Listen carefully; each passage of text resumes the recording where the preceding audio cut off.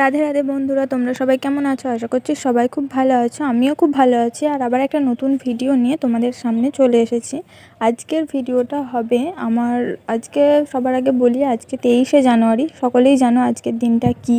আর আমার কাছে তো একটু বেশি স্পেশাল। কেন, কি কারণ, সবই ভিডিওর মধ্যে বলবো। তোমরা ভিডিওটা দেখতে থাকো। দেখো, আমরা সকালে ঘুম থেকে উঠতে পারছি না। আর আজকে তো প্রচণ্ড কুয়াশা এসেছিলো, তো আমরাই ঠিক করে ঘুম থেকে উঠতে পারছি না। আর এরা দেখো ঘুম থেকে উঠে চলে এসেছে, আর কি সুন্দর খেলাও করছে। দেখো, ভাইয়ের সাথে খেলা করছিল, তারপর আমার সাথেও করছিল। এরা সবসময়ই আসে। আর এদের সাথে খেলতে কে কে বেশি ভালোবাসো কিন্তু বলবে। আমার তো খুব ভালো লাগে। এই যে এরা দু ভাই এবার মারামারি করছে, আর আমি এদিকে ব্রাশ করছিলাম।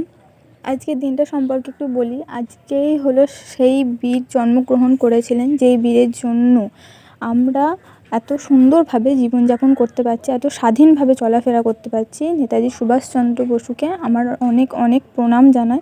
তো আমরা যতই প্রণাম জানাই না কেন, সেটা অনেক ছোট হবে। তার কারণ তিনি যে কাজকর্ম করে গেছে, তার কাছে এইগুলো কিছুই নয়। তো যাই হোক, দেখো সকালবেলায় আমি উঠে তোমাদেরকে দেখালাম। সকালে প্রচণ্ড কুয়াশা এসেছিলো, তারপর একটু ব্রাশ করলাম। আর ওখানে দেখলে কত সুন্দর ফুল গাছ, কত ফুল ফুটেছে। এগুলো কিন্তু সব আমার মা বসিয়েছে। আমার মা ফুল গাছ বসাতে ভীষণ ভালোবাসে, আমিও গাছ ভালোবাসি। কিন্তু আমার মা যে গাছ বসায় সেই গাছই লাগে। মানে আমার মায়ের হাত খুব ভালো। সবচেয়ে বড় কথা, যত্ন নিয়ে বসায়।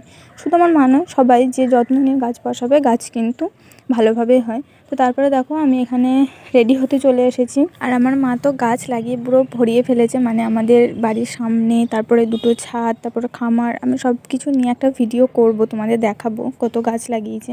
তারপরে এদিকে আমি সোয়েটার পরে নিয়েছিলাম। প্রচণ্ড কুয়াশা এসেছিলো, তাই একটু ভালোভাবেই সোয়েটার পরে যেতে হবে। তারপরে আমি একটুখানি মুখে ক্রিম মেখে নিচ্ছিলাম।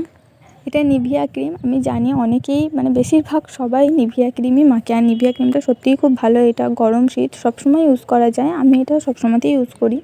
তো যাই হোক, ক্রিম মেখে তারপরে আমি ভালো করে টুপি, সোয়েটার, হাত মোজা, পা মোজা সব কিছুই পরবো। আর এটা কিন্তু নিভিয়া ক্রিম নয়, এটা বডি লোশনের ক্রিমটা আর কি দেখালাম। আর আজকের ভিডিওটা আমি দুটো পার্টে আপলোড করব। তার কারণ হচ্ছে, দুটো পার্টে আপলোড না করলে ভিডিওটা অনেকটা বড় হয়ে যাবে। যেটা দেখার কিন্তু এনার্জি অতটা থাকে না, কারোরই থাকে না একটা বড় ভিডিও দেখার এনার্জি। তো সে কারণে আমি ভেবেছি এটা দুটো পার্টে আমি আপলোড করব। তোমাদের সাথে কথা বলতে বলতে আমি কিন্তু এদিকে অনেকটাই রেডি হয়ে গেছি, মানে প্রায়ই রেডি হয়ে গেছি। আমি রুমাল টুপি নিয়ে পরেছি, তার উপর দিয়ে স্টোলটা নেব। তার কারণ তো কুয়াশা, সবাই জানো। আর কুয়াশার যে জলটা পড়ে মাথায় পড়লে কিন্তু প্রচণ্ড পরিমাণে ঠান্ডা লেগে যাবে।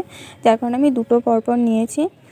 আর এদিকে আমি চশমাটা নিতে ভুলে যাচ্ছিলাম। তো কুয়াশার জন্য এমনিই ঝাপসা, তার উপরে এটা ছাড়া আমার পৃথিবী আরও ঝাপসা, তার জন্য চশমাটা পরে নিলাম। আর তারপরে এই হাত মোজাগুলো পরে নেব। তোমাদের সাথে গল্প করতে করতে আমি কিন্তু এদিকে প্রায় রেডি হয়ে গেছি। তো চলো এবার বেরোনো যাক। আর তোমাদেরকেও দেখাবো কোথায় যাব, কি করব, সবটাই তোমরা দেখতে থাকো। তো এই যে আমি বেরিয়ে পড়েছি।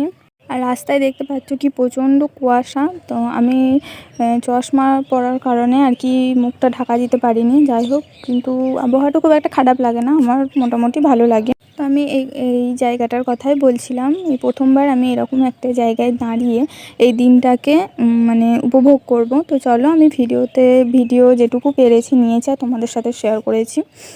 তো কেমন লাগবে ভিডিওটা কিন্তু আমাকে জানাবে। আর আমি স্কুলে এসেই এই ভিডিও ক্লিপটা নিয়েছি আর কি। এখানে বাচ্চারা আর কি খেলা করছিল। তারপরে এখানে ঘন্টা পড়ে গেছে, মানে সময় হয়ে গেছে, তাই জন্য ওদেরকে আজকে আর মাঠে রাখা হবে না। ওদেরকে ওপরে প্রথমে বসানো হবে, তারপরে এদিকে সব কিছু করে নেওয়ার পর ওদেরকে নামিয়ে আর কি আনা হবে। না হলে ওরা তো বাচ্চা, ওরা বুঝতে পারবে না, ওরা অপেক্ষা করতে পারবে না। তো ওদের লেগে যেতে পারে একই জায়গা অনেকক্ষণ থাকলে, যার জন্য ওদেরকে ঘরে বসিয়ে রাখা হবে।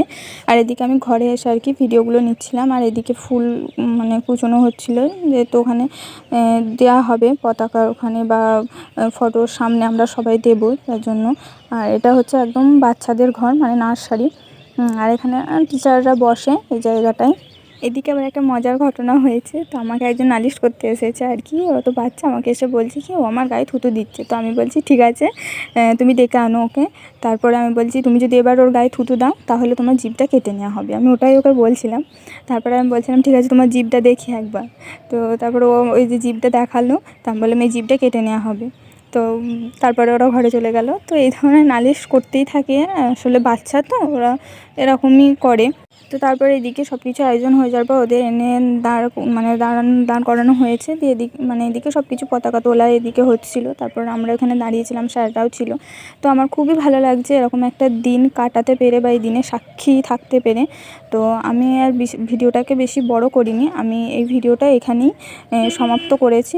তো ভিডিওটা তোমাদের কেমন লাগলো আমাকে জানাবে, আর দেখা হচ্ছে আবার নতুন একটা ভিডিও।